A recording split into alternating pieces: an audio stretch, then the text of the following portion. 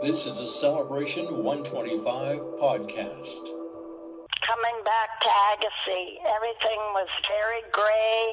Some of the trees looked like they had died, and it was really different, from when we left. Of course, there was water, but it was quite different. Yeah, and we all had to get busy and then clean the house.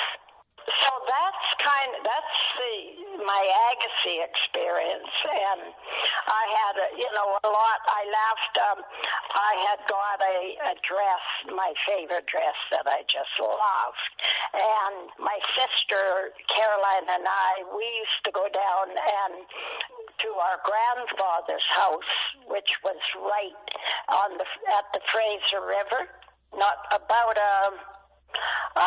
about a mile from our house, down Allway Road.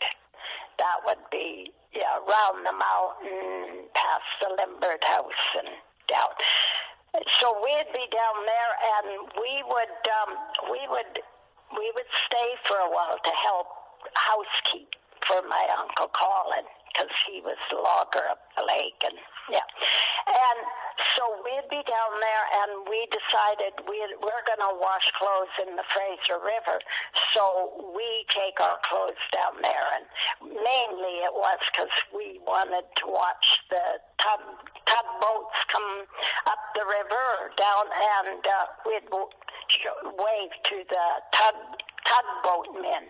Mm-hmm. And I can remember one time I'm washing this favorite dress, and all of a sudden Caroline says, "Pat, it's going down the river, your dress."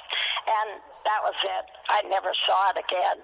It just went floating down, and so that was kind of the end of our washing clothes in the river. What a story, Pat. Well, I don't know. I have so much else, but like you say, you just, some of the things that Sister Isabel and I did, we took Highland dancing from Jean Limbert, who was Jean and Fern Limbert were school teachers in Agassiz. So Jean would teach Isabel and I Highland dancing after school, and so we would dance in the different amateur nights in Agassiz and dance for Bobby Burns nights, and we used to get quite a few little wins. And plus, actually, there was always something going on in our house. Yeah, our kitchen table ended up to be like a huge oval table. It started to be round. Well, Dad just kept adding leaves to it. And a lot of the town kids on Friday night, they wanted to come down and play games at our farm. So Friday night, usually, Mom would say, "Okay, scrub the kitchen floor, and you can have the kitchen to yourself." So we would play double ping pong around the table with some of the school kids that came down, or else we would go be outside playing prisoner's base or always doing something. But they always seemed to want to come down to our house because I guess there was always so many kids. And the same with our girlfriends. I used to think, why do they want to come and stay at our house? They have to sleep squished in a bed with us, and we'd giggle all night half the time. But in the summer, we would put a bed out on the porch, and so that was a little better. We'd sleep out on the porch. But they always kept coming, and I guess, and then I would think, now what am I going to put in their lunch? Because, with 14 of us, we didn't have things like bananas and that. That was a real special treat. So I guess the highest number of lunches that my job was to make lunches. And I think the most was 9 lunches I had to make at one time. They would be probably, jam or maybe peanut butter and jam if the peanut butter was still there. But I'd have to wrap them in either the Star Weekly or the newspaper. You'd get the imprint sometimes because the applesauce sandwiches, they would, soak through. I can remember trying to eat my applesauce sandwich in the class and thinking, oh my God, I hope nobody sees what I'm eating. But we seem to survive it, and actually the odd time, because I made the lunches, I got, if we ran out of homemade bread, the odd time we would have a plastic covering for, the bottom bread. But we usually always had homemade bread. Mm-hmm. And Brother Donnie thought he was the best cook of the family. And Donnie one time said, Mom, will you let me make the bread? And Mom, oh, yeah, okay. He made 32 loaves of bread. Thought he was so smart. And I can remember we'd cut the bread and there would be still lumps of flour in it. He hadn't mixed it too well. So, but we ate it and never complained. So, yeah, it was different, I'll tell you. And when my older sisters came home from school, first thing they had to do was put the soup pot on the stove and start making the soup. The supper. And same with in the morning. Sister Marge, I think, was kind of one that was supposed to get up and put the porridge pot on. We'd have a big bowl of porridge. We always had milk because we had, milking cows. And, it was great. To this day, I still love porridge.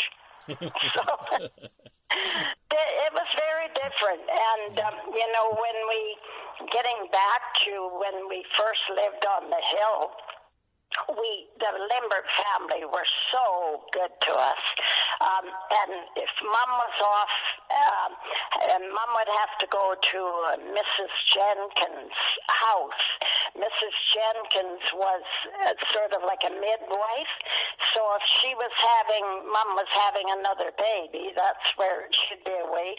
And Faye was kind of in charge, and then my older brother, Rod, everybody kind of took part in who was, bossing who. And if an argument came out or somebody didn't want to do their chores, we'd phone up to the Limbert house, and there was a path from the Limbert house over the mountain to our house, and one of the Limberts would come over and settle whatever the fight was about.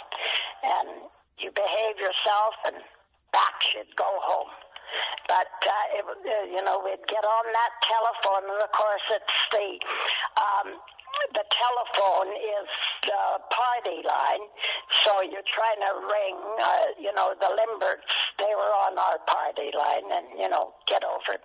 And it was all right until if one time the handle broke on our telephone, so we'd stick a pencil in it to try and turn it, because you would have to, on your party line, like our party line was short and too long, so to get that in there, and my granddad, who lived, like I say, not too far from us, you weren't supposed to phone before, I think it was 7 o'clock in the morning, 7 or 8, I'm not sure. And Granddad would try and phone my dad. And, of course, Mrs. Corview, who ran the telephone company, she would hear the phone trying to ring, and she he would get on there and tell us, she'd know who it was right away. You get off that phone, and he would be arguing with her, and he'd be saying to my dad, that woman, she's always trying to interfere. But it was so, so many things. We went to Sunday school, and we'd get a dime. Dad would give us 10 cents, and many times my older brothers would say, save your 10 cents. We'll take you for an ice cream cone, maybe, after. So, and which we did. One time they took us out to Harrison and took us for a boat ride, and you never had life jackets or anything. I don't really know how any of us didn't drown, but because we had be piled into a little boat, but it was a fun place to grow up, and we went through a blizzard in Agassiz. I remember one year, I think that was in probably the early 50s. I graduated in 55, so actually it was probably about 50 sometime when we had a big ice storm. You could skate right from our house right into town, right over through the fields and everything. It was silver thaw, like the trees were all ice, and it was cold. Like we didn't have any insulation in our house. I know we didn't. And to keep warm, Mom would put blocks of wood in the oven, and we'd wrap them in newspaper and then put them in our bed and try and warm the bed up. And the same was like having the outhouse. We didn't have indoor plumbing for quite a while, and actually Dad built a bunkhouse out the back for the boys so the girls could have more room. So you'd step out our back door and want to go to the outhouse, and many times our brothers had put a fishing line across from the bunkhouse to the dairy, and we would run out there at night to go and get caught in their fishing line. We'd be yelling, screaming, and they would think it was a real big joke. Never a dull moment, eh?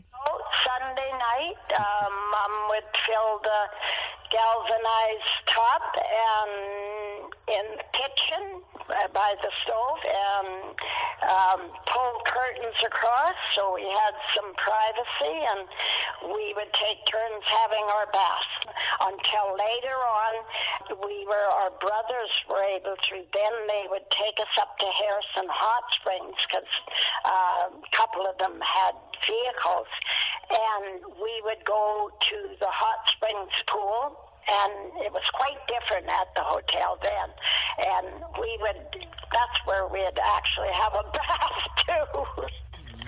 So yeah, you really had to make do. Yes, I tell you.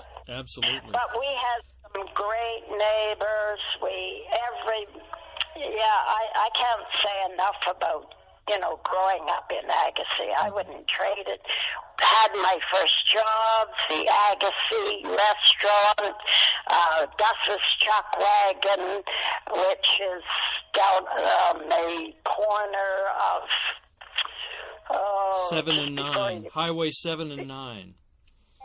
Yes. Well, that was owned when I worked there by the DeBeal family, who the daughter, Rita, married my brother later on.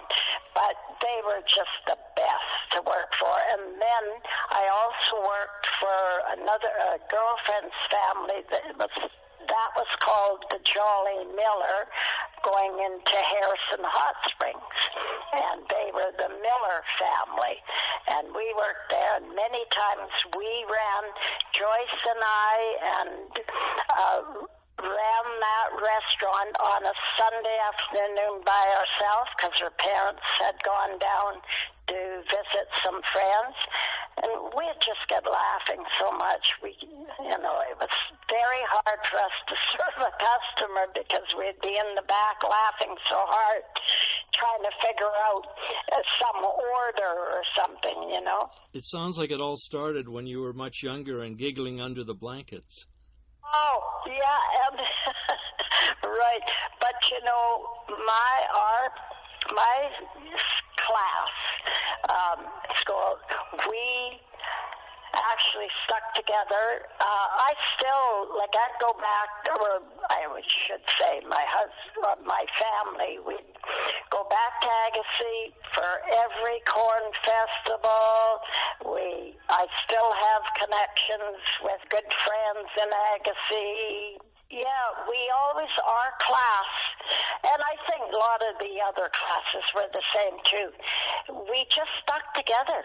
Well, there was 8 girls in my class, and at one time there was 22 boys, I think. Yeah.